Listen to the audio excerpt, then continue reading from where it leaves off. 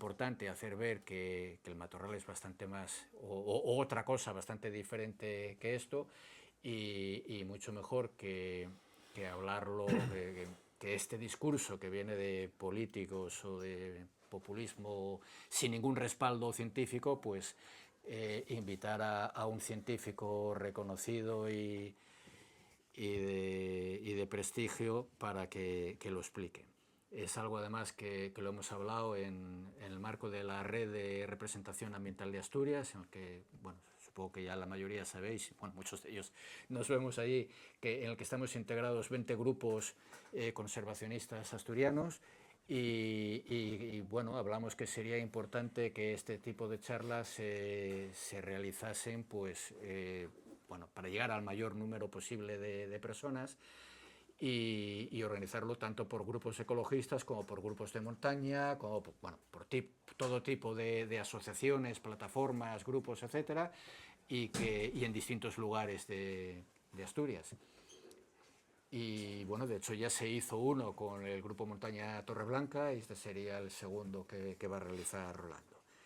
Entonces, pues bueno, presento al ponente, Rolando Rodríguez Muñoz, es doctor en biología por la Universidad de Oviedo, es investigador en el Centro de Ecología y Conservación de la Universidad de Exeter, en el Reino Unido, es además miembro de la asociación Geotrupes y del Grupo Asturiano para el Estudio y Conservación de los Murciélagos.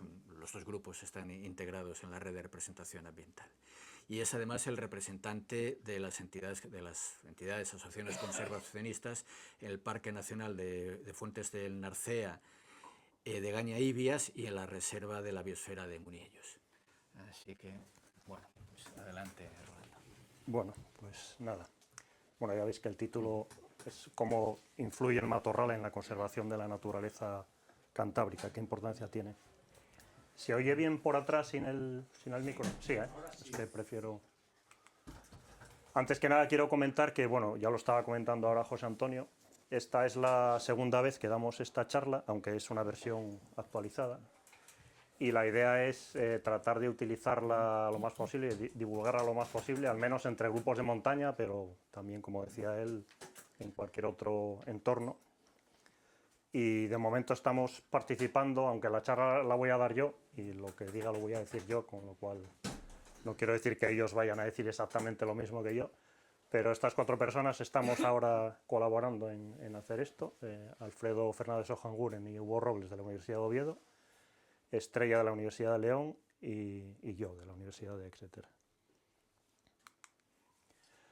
Y lo primero que voy a hacer es definir qué es naturaleza, para tener claro de qué estamos hablando, porque creo que es un concepto que cada vez está más difuminado por los medios.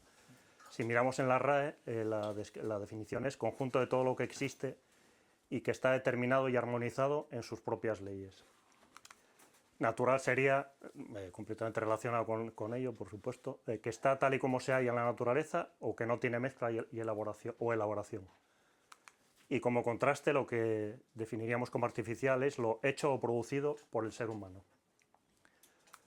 Y lo primero que tendríamos que tener claro entonces es qué es naturaleza en el caso de una región como Asturias o de la región cantábrica, que es a la que yo me estoy refiriendo en conjunto. Para eso lo primero que conviene saber es que los hábitats naturales que hay en todo el mundo se agrupan más o menos en 10, depende de los autores, en 10 tipos diferentes, grandes tipos diferentes, que se llaman biomas. Este es un mapa de cómo se reparten por todo el mundo. Y entre ellos voy a destacar 3, que son los que van a formar parte de lo que voy a hablar hoy. Uno serían las praderas, en sentido amplio, que son las zonas que veis aquí marcadas en color verde claro. Están distribuidas en Norteamérica, Sudamérica, Asia, incluso en Australia. Otros serían los bosques templados mixtos, que son lo que veis aquí, y otro sería el bosque o matorral mediterráneo. En el caso de la península ibérica, convergen tanto los bosques templados o mixtos como el matorral o bosque mediterráneo, y coincide que la cordillera cantábrica está en la zona donde ambos biomas se encuentran, y por lo tanto eso hace que tenga mayor diversidad e incluso más endemismos, una gran variedad de especies. Con todo esto lo que quiero decir es que si estamos hablando de conservar naturaleza en el caso de la región cantábrica o de Asturias, estamos hablando de conservar cosas de este estilo, que serían bosques con zonas entre medio de matorrales, que es lo que debería dominar la mayor parte de la región. No todo, evidentemente, porque hay más cosas, pero esto sería lo que claramente dominaría en la región. Y este otro paisaje, que es muy común ahora mismo, es un paisaje que es completamente artificial. Los prados o pastizales, aunque existen en la región cantábrica, son muy escasos de manera natural, y la mayoría de lo que hay es fruto de la acción del hombre a lo largo de mucho tiempo, y obviamente son fundamentales para producir alimentos y sin ellos no podríamos vivir, pero no son naturaleza tal y como la entendemos, de acuerdo con lo que acabo de comentar. Y el otro concepto que creo que es importante definir, aunque sea brevemente, porque también se habla continuamente de él y está muy relacionado con esto que estamos hablando, es la biodiversidad. Esta es la definición que viene en el Convenio sobre Diversidad Biológica, que se firmó en 1992. Sería la variabilidad de organismos vivos de cualquier fuente, incluidos, entre otras cosas, los ecosistemas terrestres y marinos y otros ecosistemas acuáticos, y los complejos ecológicos de los que forman parte. Comprende la diversidad dentro de cada especie, entre las especies y de los ecosistemas. La biodiversidad es una variable muy compleja, hay muchas maneras de medirla, relacionadas entre sí. Una de ellas, por ejemplo, sería la riqueza específica, cuántas especies hay. Aquí vemos, por ejemplo, 4 especies, y cuando se pierde biodiversidad, una de las cosas que puede ocurrir es que alguna de esas especies desaparezca, sería lo que se conoce como extinción. Veis que la especie de escarabajo que aparece aquí, ahí ya no está. Aquí habría habido una pérdida por extinción de una especie. La riqueza específica también, aunque se mantenga la riqueza específica, también otro tipo de pérdida que se puede producir, que se está dando ahora en todas partes masivamente, es lo que se conoce como defaunación, que es cuando mantenemos el mismo número de especies, pero las poblaciones se van reduciendo en tamaño. Cada vez hay menos individuos, aunque haya las mismas especies. Eso tiene consecuencias importantes. Luego estaría la abundancia relativa, que es cuando tienes el mismo número de especies, pero veis que aquí están bastante repartidas. El número de individuos entre A y B es el mismo. Aquí ese número está bastante repartido entre las 4 especies, pero veis que ahí hay una especie que domina claramente, que son los abejorros, mientras que las otras 2 solo tienen un individuo.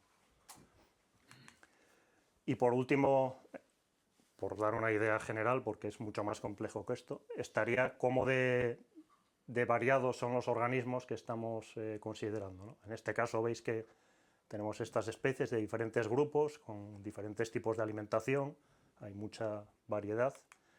Podríamos tener el mismo número de especies, con todos pertenecientes a un mismo grupo, y obviamente habría una diferencia importante entre la biodiversidad que tendríamos en este caso y en este. Se llama, en este caso, diversidad funcional. En el caso de hablar de conservación de la naturaleza, hay que tener claro también que estamos hablando de conservar esto, especies de todo tipo, de animales, plantas, hongos, silvestres, y no de conservar ganado o diversas variedades de productos hortícolas o plantas que utilizamos para alimentarnos, que son muy importantes para nosotros, obviamente, pero que no forman parte de la biodiversidad de la que estamos hablando. Yéndonos ya al tema de los matorrales en la región cantábrica pueden aparecer o bien formando extensiones con diferentes especies, aquí veis un trozo de prado, por cierto, o bien formando parte del sotobosque. Dentro del bosque es muy importante el estrato inferior, toda la vegetación que crece por debajo de las copas de los árboles, que son matorrales de diferentes especies. Y aprovecho también para comentar que es muy importante todo lo que cae, los árboles muertos, la madera muerta, es muy importante también porque hay muchas especies que dependen de esa madera. Especies, por ejemplo, los escarabajos que viven de la propia madera muerta, que forman galerías dentro de la madera, se alimentan de la madera, como sería, por ejemplo, el caso del ciervo volante. ¿Por qué es importante el matorral? Bueno, hay muchos aspectos que voy a comentar ahora lo más rápido que pueda. Uno de ellos es por la biodiversidad. El matorral, especies de matorrales en la región cantábrica hay más de 200, pero además de esas 200 especies de matorrales hay muchas otras especies de plantas herbáceas que crecen por debajo de los matorrales, con lo cual es un almacén, digamos, de biodiversidad importante. Hay que destacar que además de esas más de 200 especies de matorrales hay 14 endemismos, que son especies que solo las hay en esta parte del mundo. Aparte hay muchas especies de hongos también que viven en las zonas con matorral, decenas de especies de vertebrados, algunos grupos de aves, por ejemplo, están especializadas en vivir en estos hábitats, como las currucas, y cientos de especies de invertebrados, y además de muchas otras cosas. Y una cuestión importante que hay que destacar, que luego la comentaré en relación con la gestión que se hace aquí del matorral, es que hay unas cuantas especies, tanto de plantas como de animales, que dependen del piso subalpino para vivir. Están adaptadas a vivir en las zonas altas, con las condiciones climatológicas y de suelo que hay allí. Y esas zonas altas son las que están por encima de los 1700 metros.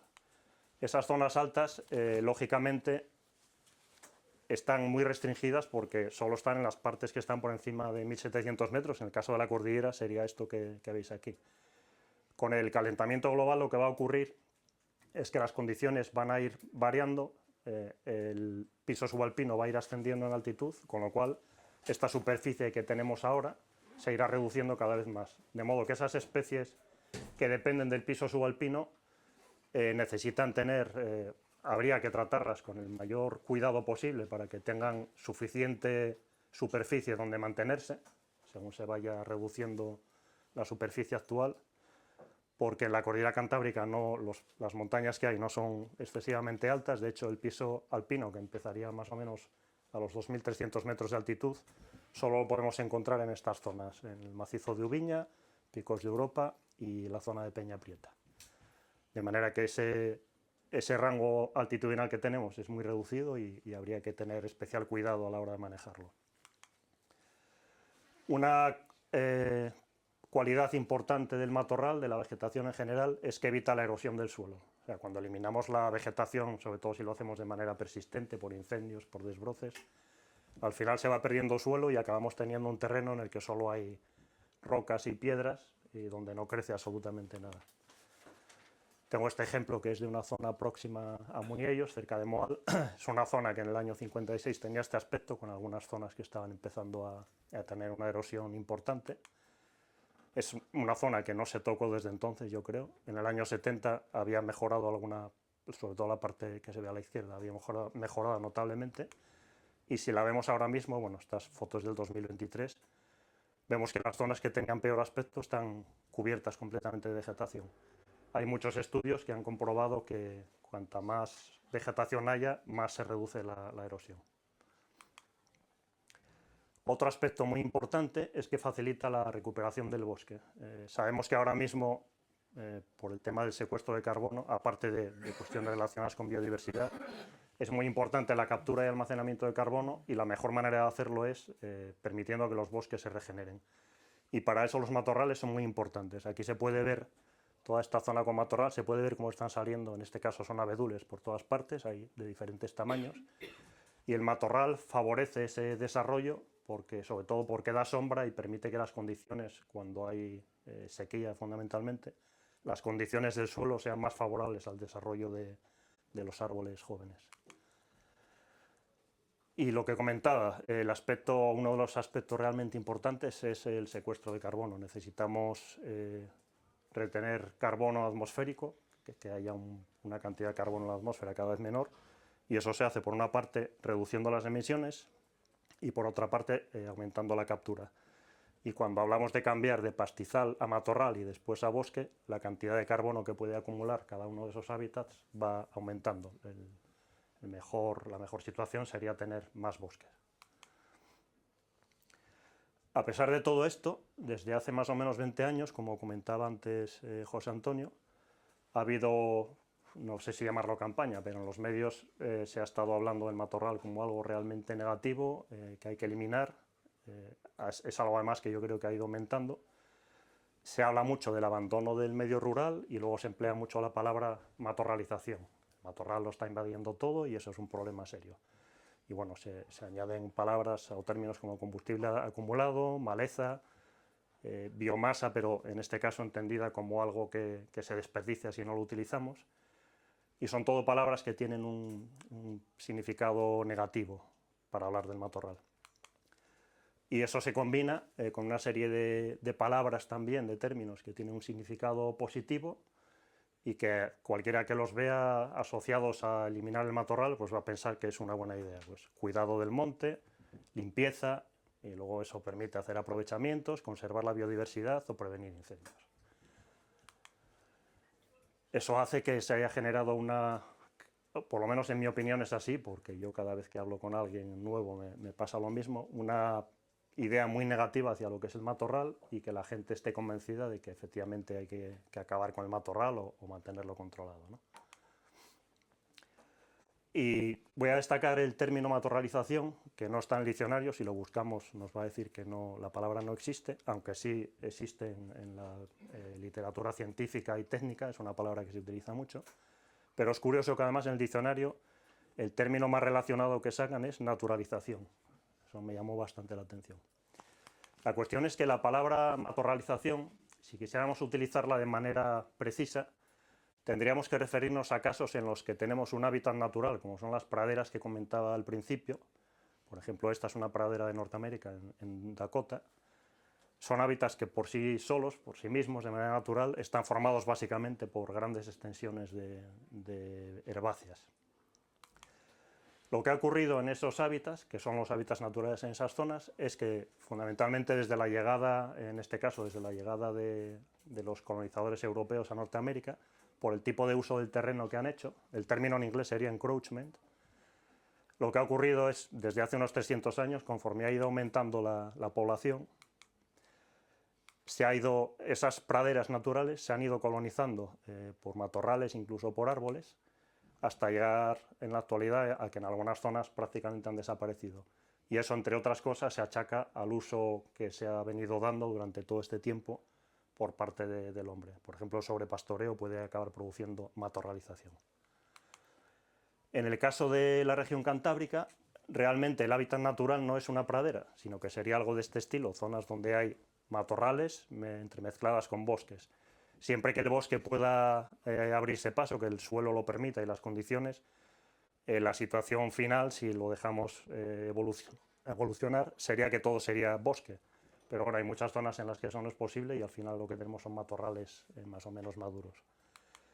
Los paisajes que encontramos en muchas zonas de la región cantábrica como este no son más que fruto de la acción humana, como decía antes, porque lógicamente necesitamos cultivar y necesitamos criar ganado para poder obtener recursos, obviamente. Pero esto no sería un paisaje natural. Como ejemplo, este es un prado que, bueno, el término que habría que utilizar, la terminología que habría que utilizar, en vez de matorralización sería renaturalización pasiva. Un poco la palabra que venía antes en el diccionario como más próxima a matorralización, sería un poco lo que habría que utilizar, porque lo que está ocurriendo es que se está renaturalizando una zona que previamente fue perturbada por la acción del hombre, digamos. Este es un prado que está bastante cerca de aquí, esto es en el año 56, esta zona que he marcado en amarillo, vais a ver cómo va cambiando con los años, y también esta otra que he marcado en color azul. En el año 70, la zona que estaba de prados, toda esta que está en amarillo, veis que está perfectamente cuidada, con prados que se están segando de manera periódica, y en la zona de abajo lo que se hizo fue plantar un cultivo de eucaliptos. En el año 2003, yo la zona la conozco personalmente, de hecho yo estuve recogiendo hierba en el prado este más grande, en los años 80 más o menos. En el año 2003, el prado más grande, bueno, estos ya veis que ya están bastante colonizados por árboles y matorrales, y allí también. El más grande seguía manteniendo pastizal, pero ya no se segaba, se utilizaba como pasto, metían las vacas para que comieran la hierba, pero no se hacía ningún tipo de siega. En 2011 ya estaba empezando a estar bastante colonizado por esta zona, porque las otras ya veis que van bastante rápido, colonizado por matorrales y árboles, y este es el aspecto que tenía en el 2023, ahora está un poco más avanzado, veis que ha habido un cambio muy fuerte, desde que era un prado de siega hasta el momento actual, y simplemente porque se dejó de manejar. Eso sería lo que llamaríamos renaturalización pasiva. Abajo veis que la zona de eucaliptos, bueno, se corta periódicamente, hay una zona allí recién cortada este año, o que había sido cortada un par de años antes seguramente, que el aspecto es muy diferente. Habría que plantearse por qué se elimina el matorral entonces, si sabemos que realmente tiene muchos aspectos importantes que habría que conservar. Yo creo que hay fundamentalmente 4 aspectos que se mencionan continuamente, sobre todo en los medios. Uno sería para conseguir más terreno para la ganadería, porque la ganadería necesita pastizales. Se habla también de la necesidad de eliminar matorral para conservar la naturaleza, también para prevenir incendios, y luego ya más recientemente se habla de la explotación de biomasa, que se puede hacer con arbolado o con matorral. En el caso de la ganadería, la eliminación de matorral tiene 2 objetivos. Por un lado sería dejar zonas abiertas para que se generen pastizales, es un poco lo que buscaban aquí. Se hacen mucho, la mayor parte de los desbroces, yo diría que casi todos se hacen en zonas protegidas, dentro de espacios protegidos. Y el otro factor que influye en los desbroces es el hecho de que, como veis lo que pone en este recuadro amarillo que pongo aquí, el hecho de que cuanta menos superficie de pastizal o sin matorral haya, menos dinero se cobra de la PAC, la Política Agraria Común. Hay unas ayudas que reciben los ganaderos y en parte dependen de que haya zonas abiertas, por lo tanto si se quita matorral hay más superficie y más ayudas. En el caso de la conservación de la naturaleza he puesto un ejemplo que yo creo que es especialmente llamativo, que es el del urogallo. Pues desde hace 15 o 20 años se vienen haciendo desbroces, a veces a gran escala, que se dice que son para mejorar el hábitat del urogallo, y en eso se ha invertido mucho dinero. Se considera que esos desbroces, esa eliminación del matorral, favorece al urogallo. Y luego, en el caso de los incendios, se hacen 2 tipos de actuaciones, no solo los desbroces, sino que también se organizan quemas, lo que se llaman quemas controladas. Se queman algunas zonas para evitar que el fuego se extienda o que puedan arder esas zonas.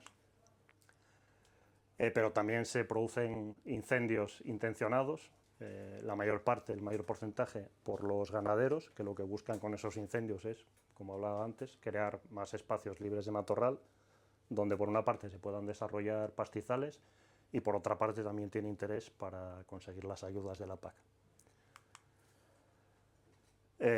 Esa es uno de los sistemas, y el otro son los desbroces, que se hacen en grandes superficies cada año. Se ha invertido muchísimo dinero en las últimas 2 décadas en hacer desbroces con el doble objetivo, por un lado de tener más espacio para el ganado y por otra parte de evitar incendios.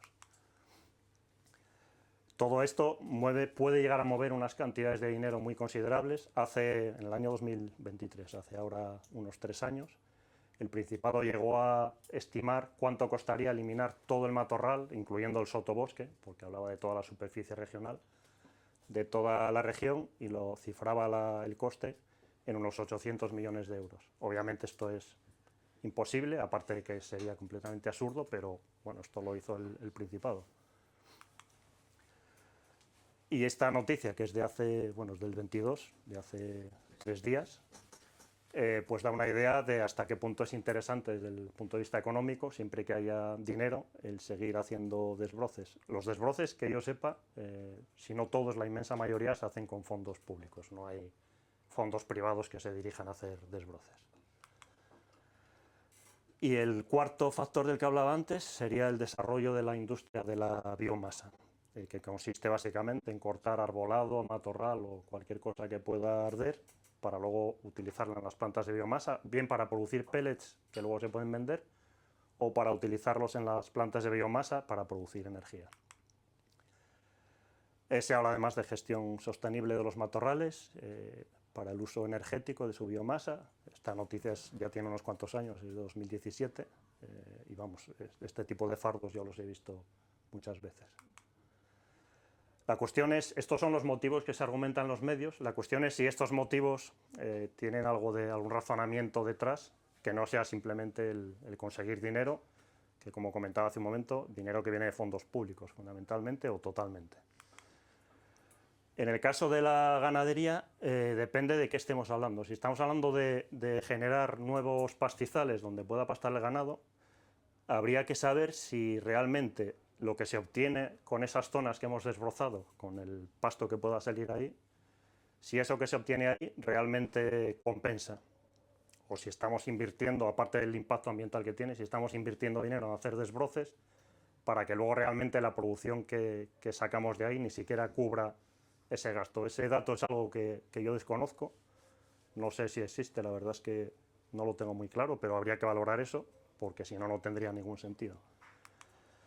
El segundo, bueno, aquí iba a comentar que es importante además, decía antes, hablaba antes del subalpino, esta es la zona que vamos a ver en la excursión del próximo domingo, en la zona de Somiedo. Decía que es muy importante conservar el piso subalpino porque con el calentamiento va a ser cada vez más reducido y hay especies que dependen de él. En esta zona, que son aproximadamente unas 100 hectáreas, es cerca del puerto de Somiedo, bueno, la Peral estaría por aquí abajo. En esta zona, que en el año 56 era prácticamente todo matorral, además parece un matorral bastante denso, en el año 70 seguía siendo todo matorral, el parque se creó en el año 88, pues en el año 96 ya se empezaron los desbroces, se hicieron desbroces enormes, ya digo que esto en total, el área amarilla son unas 100 hectáreas, ya veis la superficie que ocupan esos desbroces. Y en el año 2003 prácticamente se quitó todo. Quedaron algunas zonas por el medio que fueron eliminadas posteriormente. Y es un proceso además que han tenido que repetir varias veces, porque si vamos mirando la serie de fotografías de satélite a lo largo de los años, vemos que el matorral, lógicamente, vuelve a salir otra vez y entonces tienen que volver a quitarlo de nuevo. Como decía antes, yo no sé si esto realmente compensa en cuanto a qué producción se saca de ahí, porque hay que estar continuamente quitándolo. Y no son pastizales que produzcan grandes cantidades de comida para el ganado. Y lo que quería destacar es que todo lo que se ve aquí en color violeta es una zona del piso subalpino. O sea, prácticamente todo lo que han estado desbrozando en este sitio está en el piso subalpino, lo cual desde un punto de vista de conservación de la naturaleza en un parque natural como mínimo es llamativo. Es una zona que es de uso agroganadero, eso es cierto, pero yo no sé qué criterios se utilizaron para decidir que esa zona tiene que ser de uso agroganadero. En el caso de los desbroces que se hacen dirigidos a la conservación de la naturaleza, decía que me parecía interesante destacar el caso del urogallo porque es bastante extraño. Este es un ejemplo, creo que es del año 2009-2010, un ejemplo de una inversión considerable, más de 200.000 euros, que se utilizó para hacer cosas como esta, en zonas de urogallo de la cordillera, o como esta. Esto es una zona de Cangas de Narcea, donde veis que han arrasado completamente, prácticamente toda la vegetación, dejando pequeñas islas. Es una zona que se ve que estaba regenerándose el bosque. Aquí hay bastante abedul y aquí se ven abedules por el medio también. Y hicieron esto con ese dinero, no sé. ¿Y los otros que eran circulinos? Sí, los otros son círculos. Sí, no hay ninguna referencia científica que diga que tiene algún sentido hacer esto, absolutamente ninguna, ni la había entonces ni la hay ahora. Pero es una cosa que se sigue haciendo, sobre todo en Castilla y León, pero también aquí. Luego, si hablamos de los incendios, bueno, hay dos tipos de incendios para eliminar el matorral. Uno son los provocados de manera ilegal, digamos, la mayor parte por ganaderos. Aquí se ve, estos datos son del año 2011 al 24, están incluidos en el último informe que yo lo he conseguido, bueno, ha salido de hecho hace muy pocos días, la estrategia de prevención y lucha contra incendios, que va del 26 al 30, y ahí se indica que el 60% de los fuegos que hay estos datos son de Asturias, no son de la región cantábrica en conjunto, estoy poniendo Asturias como ejemplo, alcanza el 60% del total de incendios. En el caso de negligencias o accidentes, creo que eran el 20 y algo por ciento. Los de origen natural son menos del 1%, o sea, incendios que se produzcan por causas naturales en Asturias es menos de un 1%. Y luego hay otro, creo que era un 15%, que son por causas desconocidas, que aunque a este porcentaje le apliquemos los porcentajes de causas conocidas que acabo de mostrar, el porcentaje debido a incendios desde luego nunca llegaría al 2%. Teniendo en cuenta esto, hay que pensar que si nosotros conseguimos eliminar las causas humanas en la producción de incendios, estaríamos quedándonos con un número de incendios completamente ridículo, que sería mucho más fácil o muy fácil de gestionar. Y para eso yo pienso que lo que habría que hacer no es desbrozar, porque no tiene mucho sentido quitar el monte para que no se queme, porque al final lo estamos destruyendo y además es algo que vamos a tener que estar haciendo continuamente. Lo que sí tiene sentido es vigilancia, prevención de este tipo, básicamente vigilancia y acción rápida, y extinción en los casos en que sea inevitable que el fuego se produzca, de manera que no haya incendios, pero a la vez estemos conservando realmente lo que no queremos que se queme. Una forma, por ejemplo, yo creo que aquí no se está utilizando, pero una forma de hacer esta vigilancia, esta detección temprana, sería utilizando tecnología de satélite. Hay empresas que se dedican a eso. Esta empresa en concreto dice que cada 10 minutos chequea dónde hay focos de calor. Y otra forma sería conseguir reducir el tiempo de respuesta una vez que se localiza un incendio, para evitar que ese incendio pase de un conato a un incendio de verdad. Un conato es cuando el fuego no llega realmente a extenderse. El problema que tienen, por ejemplo, los medios aéreos, que son los que permitirían llegar a cualquier sitio con mucha rapidez, por lo menos los que hay funcionando aquí ahora, es que no pueden volar de noche. Y una de las cosas que se recogen en ese informe que comentaba antes es que los incendiarios cada vez han empezado a quemar más tarde, a última hora del día, para que sea muy difícil apagar el fuego. Cuando pueden acceder al fuego ya se ha extendido ampliamente. Sí he visto que hay helicópteros que pueden volar de noche, no sé si sería posible aplicarlos a estas tareas, pero desde luego sería algo a considerar. En el caso del tiempo de respuesta, por ejemplo, estuve mirando y en Andalucía, uno de estos últimos años, decía que la media era de 17 minutos. En Asturias, en este informe, pone que son 73 minutos. O sea que ahí debería haber un margen de mejora muy importante. Y con el tema de la biomasa hay que plantearse si es rentable y sobre todo si es sostenible la quema de biomasa. Esto es un ejemplo de no es matorral, aunque con el matorral se hace algo parecido, es una zona de ribera que hicieron una tala hace 2 años, que la dejaron realmente mal, y lo que hicieron fue triturarla para después quemarla. Teniendo en cuenta la situación actual, que cada vez estamos viéndola más en persona, digamos, de cómo está aumentando la temperatura y en algunos casos reduciéndose la precipitación, está claro que tenemos que reducir las emisiones de carbono y aumentar la captura, con lo cual no tiene ningún sentido utilizar madera para producir energía, porque esa madera que estamos quemando está liberando grandes cantidades de carbono, en algunos casos incluso más que la que se liberaba con el carbón por unidad de energía producida, aparte del daño ecológico que produce, con lo cual no tiene ningún sentido, desde luego no es sostenible la quema de biomasa, y además necesita estar subvencionada. Si no se subvenciona la corta y el transporte, realmente no es rentable desde un punto de vista económico.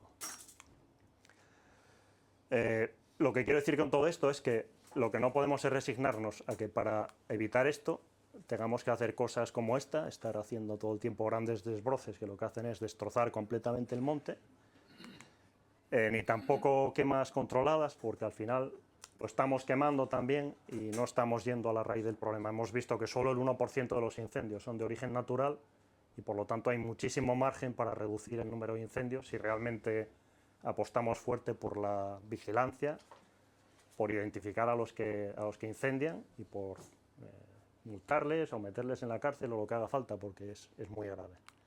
Creo que el objetivo que tenemos que tener todos en mente es que en las zonas donde se trata de conservar, lo que necesitamos es este tipo de paisajes con matorrales y bosques, y en las zonas que estén destinadas a producir alimentos, pues ahí tendremos prados o cultivos.